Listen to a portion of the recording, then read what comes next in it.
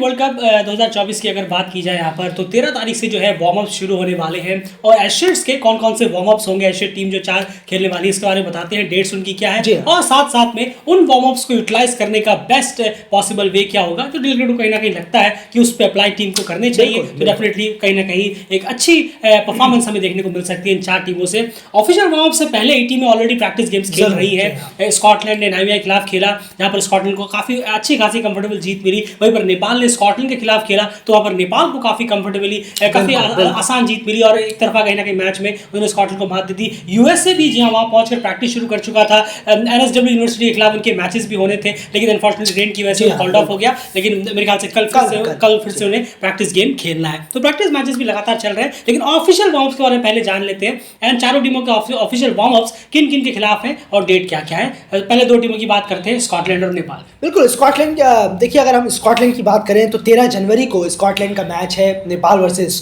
Scotland जो है। और उसके बाद अगर बात करें हम तो 17 जनवरी को स्कॉटलैंड का अगला मैच है, वार्म अप मैच आईसीसी का, जो कि न्यूजीलैंड के खिलाफ है 17 जनवरी को। बिल्कुल। वहीं पर अगर नेपाल की बात करें तो ऑब्वियसली 13 जनवरी को नेपाल वर्सेस स्कॉटलैंड जो है वो वार्म अप मैच है। और उसके बाद बात करें तो यहाँ पर सीधा 16 जनवरी को वेस्ट इंडीज वर्सेस नेपाल का वार्म अप मैच खेला जाएगा। बिल्कुल। अब बात करते हैं 2 और टीमों की, यूएसए और नामीबिया। इन दोनों के जो वार्म अप्स हैं वो कौन कौन सी डेट्स में उनके किनके खिलाफ है? बिल्कुल, 13 जनवरी को यूएसए वर्सेस नामीबिया का है, यूएसए का यानी कि। और वहीं पर यूएसए का जो अगला वार्म अप मैच है वो है 16 जनवरी को जिम्बाब्वे के साथ। वहीं नामीबिया की बात करें तो 13 जनवरी को ऑब्वियसली नामीबिया का मैच है यूएसए के साथ और 16 जनवरी को आयरलैंड के साथ है नामीबिया का वार्म अप, जो नामीबिया अपना अगला वार्म अप खेलेगा आयरलैंड के खिलाफ 16 जनवरी। बिल्कुल, तो 2 वार्म अप सबको मिलने वाले हैं और दोनों एशियन टीम्स यहाँ पर खेलेंगे। अगर आप देखेंगे यहाँ पर तो सब टीमों को एक कहीं ना कहीं एशिया के खिलाफ मैच है और एक फुल मेंबर के खिलाफ जरूर दिया गया है। यूएसए का जो फुल मेंबर के खिलाफ है वो है जिम्बाब्वे के खिलाफ, स्कॉटलैंड का जो फुल मेंबर के खिलाफ है वो है न्यूजीलैंड के खिलाफ, नेपाल का जो फुल मेंबर के खिलाफ है वो है वेस्ट इंडीज के खिलाफ और नामीबिया का जो फुल मेंबर के खिलाफ है वो है आयरलैंड के खिलाफ। तो ये वार्म अप मैचेस होने हैं। अब बेसिक तौर पर अगर हम देखें तो 3 पॉइंट्स कहीं ना कहीं हम एक्सपेक्ट करेंगे कि सबसे पहले तो अंडर 19 क्रिकेट तो बेसिक्स अगर ठीक रहेंगे तो ऑटोमेटिकली आपकी परफॉर्मेंस जो है अच्छी खासी रहेगी, आप कंपटीशन देने में कामयाब रहेंगे और अच्छी परफॉर्मेंस दिल खुश रहेगा कि हाँ ये परफॉर्मेंस लड़कों की अच्छी रही है। 3 पॉइंट्स हैं एंड पहला पॉइंट जल्दी से शॉर्ट में समझाने की कोशिश करते हैं। जरूर। देखिए, पहला पॉइंट यही है कि जो यंग प्लेयर्स है, यंग में सबसे बड़ी चीज होती है इंटेंट, पेशेंस, कितना रख पाते हैं। तो सबसे पहले यही चीज है कि पहले बल्लेबाजी आती है अगर एसोसिएट्स की इन चारों टीमों की तो वो 50 ओवर खेलने का कोशिश करें। और वार्म अप्स की बात कर रहे हैं। बिल्कुल, वार्म अप्स की, स्पेशली सिर्फ वार्म अप्स की यहाँ पर स्पेसिफिक 50 ओवर खेलने का कोशिश करें। और अगर दूसरी इनिंग में अगर आपके 50 रन पे 5 विकेट है, 50 रन पे 6 विकेट है, तो कोशिश करें कि जितने भी बल्लेबाज निचले क्रम की जो आएंगे वो 50 ओवर खेलने की कोशिश करें। तो 50 ओवर खेलने का यहाँ पर ट्राई करना चाहिए चारों एसोसिएट्स टीमों को इस आईसीसी के ऑफिशियल वार्म अप मैचेस में। ये है पहला पॉइंट डेलीगेट की तरफ से। बिल्कुल क्लियर है, क्योंकि अगर आपकी सेकंड बैटिंग भी आती है और आपके 50 पे 5 हैं तो उस सूरत में भी ये नहीं कि आप सब रन रेट के बारे में सोचें, ये इंटेंट कहीं ना कहीं नहीं होना चाहिए। बाकी 5 मिलकर कम से कम 50 ओवर पूरे खेलने की कोशिश करिए। उस टाइम पे रिक्वायर्ड रन रेट पे से बिल्कुल नजर हटा दीजिए कि क्या रन रेट है, क्या चाहिए, कुछ नहीं चाहिए। आपको याद रखना है एक वार्म अप्स है, हमें इससे गेन करना है, उस मैच में मेन मैच में फिर उतारना है जाकर जो आपको करना है। कम से कम इस मैच का ख्याल रखें। सेकंड पॉइंट की बात करें तो नो डाउट फील्डिंग पे जो है कहीं ना कहीं खासा ध्यान देना होगा, खास करके स्लिप्स में खास करके कहूंगा, क्योंकि साउथ अफ्रीकन कंडीशंस में है तो स्लिप की जो कैचिंग है वो बहुत स्ट्रांग रहनी चाहिए और शार्प होनी चाहिए। एक भी इधर उधर कहीं ना कहीं आप भटके तो आप कहीं बड़ा कैच मिस कर देंगे। और एक बार अगर किसी फुल मेंबर की टीम का बड़ा कैच मिस हो गया या किसी भी प्लेयर का मिस हो गया और उन्होंने लंबी इनिंग खेल दी तो शायद आप मैच से दूर हो जाएंगे। तो स्लिप की जो फील्डिंग है उससे काफी दुरुस्त रहना पड़ेगा, उनके जो मार्जिन ऑफ एरर्स हैं वो काफी कम रहे तो बेहतर रहेगा। इन वार्म अप्स में ही अगर वो ठीक करे, कवर्स और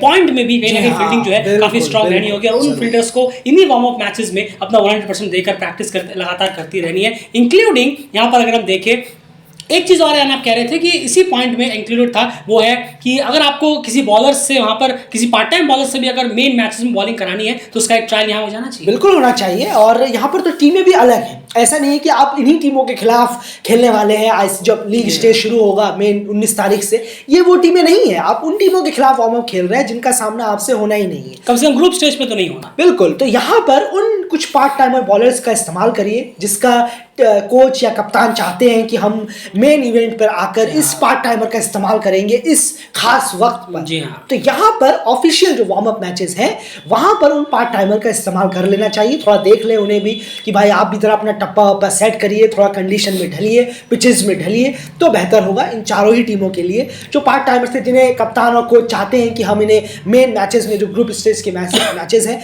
वहां पर इस पार्ट टाइमर को इस्तेमाल करेंगे, हमारे दिमाग में ये रहेंगे, तो बहुत अच्छा होगा कि अगर आप शुरुआत में ही वार्म अप में थोड़ा सा उनसे हाथ वाथ खुलवा लें, स्ट्रेच करवा लें, पिच का थोड़ा सा अंदाज उनसे दिखवा लें तो बेहतर होगा। बिल्कुल सही कहा। यहाँ पर तो कहीं ना कहीं जरूरी होगा कि आप कहीं अपने क्योंकि कोच और कैप्टन ये तो प्लान करके रखते ही हैं कि आखिर हमें किन से वहां पर बॉलिंग वगैरह करानी है, क्या कुछ करानी है, क्या हमारे पास पार्ट टाइम ऑप्शन है, उन ऑप्शंस को अगर वार्म अप में ही ट्राई कर लिया जाए, बतर कुछ उनको ओवर्स मिल जाए तो बहुत बेहतर रहेगा।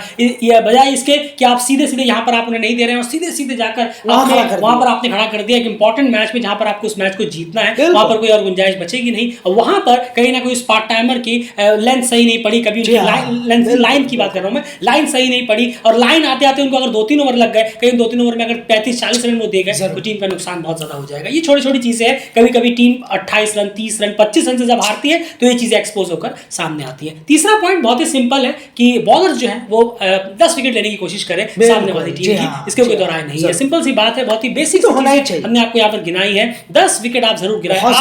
आप अगर 320 रन भी खा चुके हैं 48 ओवर में, फिर भी आप कोशिश करिए, अगर 48 ओवर में 320 रन है और 6 विकेट है तो कोशिश करिए नहीं हम ये 4 विकेट तो लेके जाएंगे, भले हम पे रन भी कितने ही पड़ गए हो, भले हम मैच से बाहर ही क्यों ना हो, 10 विकेट जरूर लेके जाने की कोशिश करिए। रन भले आप पे कितने पड़ गए हो, डेफिनेटली उससे पहले आप रन कंट्रोल जरूर करने की कोशिश करेंगे। लेकिन कभी कभी टीमें सामने बहुत स्ट्रांग होती है, अगर रन ज्यादा भी हो जाता है लेकिन कम से कम एक साइकोलॉजिकल रहता है कि नहीं हमने उस टीम के पूरे 10 खिलाड़ियों को आउट कर कर आए हैं। ये नहीं कि उन्हें 5-6 आउट हुए और बाकी को तो हम आउट भी नहीं कर पाए, ये अच्छा रहेगा एक मेंटलिटी के लिए भी। तो बस यही बेसिक चीजें हैं जो इस वार्म अप मैचेस में इन टीम्स को ट्राई करनी चाहिए और उसके बाद मैदान में उतरना चाहिए। ज्यादा भी आपको वो नहीं होना इस प्रेशर। बिल्कुल सही कहा आपने, ज्यादा बैडन लेने की जरूरत नहीं है, लेकिन आप अब प्लेटफॉर्म पे पहुंच चुके हैं, आईसीसी के नजदीक आ गए हैं अंडर 19 के, तो थोड़ा सा जो प्लेयर्स हैं थोड़ा सा प्लानिंग वगैरह भी करना शुरू करें।